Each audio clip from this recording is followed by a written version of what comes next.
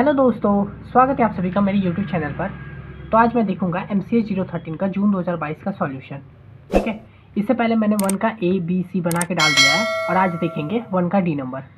ठीक है, तो ये क्वेश्चन जो कहता है right the set expression for the following Venn diagram. ठीक है, ये जो टॉपिक है ना वेन डायग्राम, ये इंपॉर्टेंट है।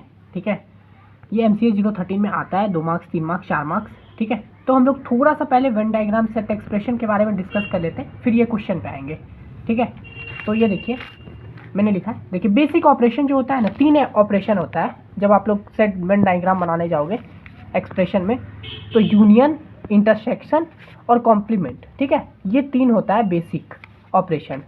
यूनियन को देखिए, यूनियन को ऐसे डिनोट करते हैं, यू।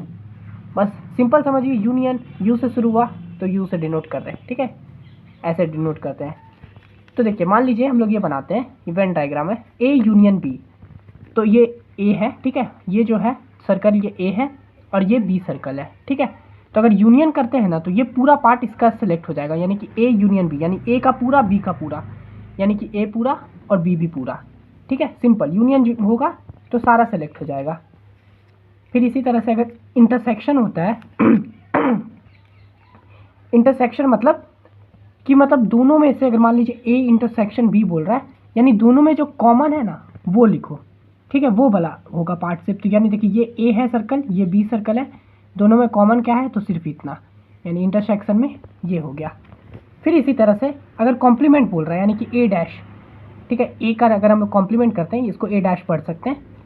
तो अगर ए डैश करने बोल रहा है यानी कि ए जो पार्ट है ना इसको छोड़ के बाकी सब, यानी कि ए कॉम्प्लीमेंट है मतलब ए पार्ट को छोड़ के इसके अलावा जितना है सब।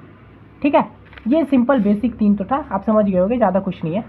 ठीक है, तो चलिए अब हम लोग ये क्वेश्चन देखते हैं, उनका डी नंबर। ये पहला दिया हुआ था डायग्राम। तो इसमें देखिए ये दिया हुआ है, हम लोग को बोल रहा है इसका एक्सप्रेशन लिखने के लिए, ये डायग्राम दिया हुआ है और ये एक्सप्रेशन हम लोग लिखेंगे। ठीक है, तो ये देखिए ये एक्सप्रेशन है, ए है बी है। देखिए इसका बी ये वाला पार्ट को ये बस ये किया है, क्या बोलते हैं, शेडो किया है। तो हम बताए थे कि अगर ऐसा दिया हुआ है, यानी ए दिया है बी दिया हुआ है, इसका शेडेड पार्ट को मतलब जो दोनों में कॉमन अगर वो करना है तो क्या होगा, इंटरसेक्शन, है ना।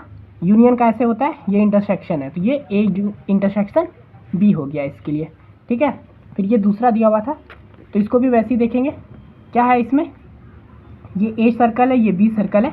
अब इसमें देखिए क्या किया है, इस वाला पार्ट को शेडो किया है और ये देखिए ए पार्ट को बी पार्ट को पूरी तरह से छोड़ दिया है और ए पार्ट को किया हुआ है। ठीक है, तो मैंने क्या बोला था, ये देखिए ए का ए है इंटरसेक्शन बी डैश।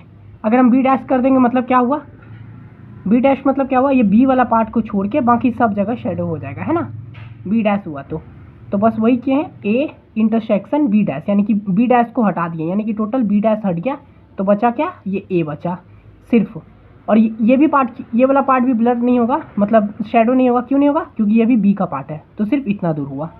ठीक है, फिर उसके बाद ये देखिए ये तीसरा दिया हुआ था हम लोग का, ये हम लोग क्वेश्चन में ये तीनों दिया हुआ है। ठीक है, हम लोग ये सॉल्व कर रहे हैं। तो अब देखिए इसका, देखिए ये ए दिया हुआ है, ये बी दिया हुआ है, ये सी दिया हुआ है और ये पूरा पार्ट शेडो है। तो हम लोग को अब इसका देखना है कैसे। देखिए इसको सिंपली सोचना है। ठीक है, आपको सेम क्वेश्चन नहीं आ जाएगा, आपका थिंकिंग होना चाहिए कैसे, मैं वो बता रहा हूँ आपको। तो देखिए ये क्या दिख रहा है, हम लोग चलिए 3 ठो है ना, पहले इसको सिंपल लेते हैं, ए और बी का है। तो ध्यान से देखिए, तो ये ए का है, ये बी का, मतलब इतना दूर है शेडो, मतलब क्या हो गया, सिंपल बात, ए इंटरसेक्शन बी किया है तब ना इतना दूर आएगा। हम लोग सी को भूल जाइए, अभी सिर्फ बी को पकड़ेंगे तो ये होगा चलिए अब इसी तरह से बी और सी का देखते हैं। बी और सी में क्या है, यानी ये बी है और ये सी है, मतलब ये वाला पार्ट है, मतलब इतना दूर है ना बी और सी के लिए।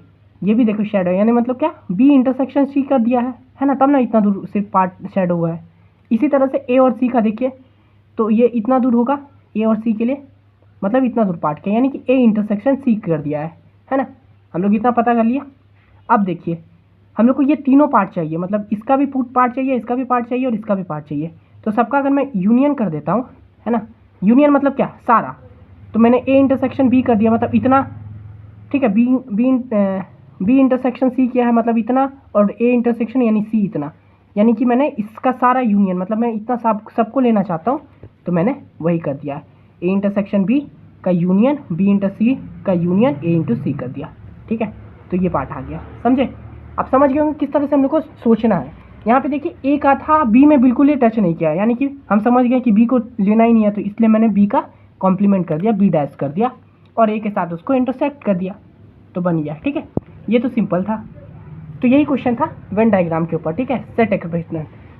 अगर ये वाला वीडियो आप लोगों को पसंद आया लाइक कर दीजिए, चैनल को सब्सक्राइब कर लीजिए। मिलते हैं नेक्स्ट वीडियो में, तब तक के लिए धन्यवाद।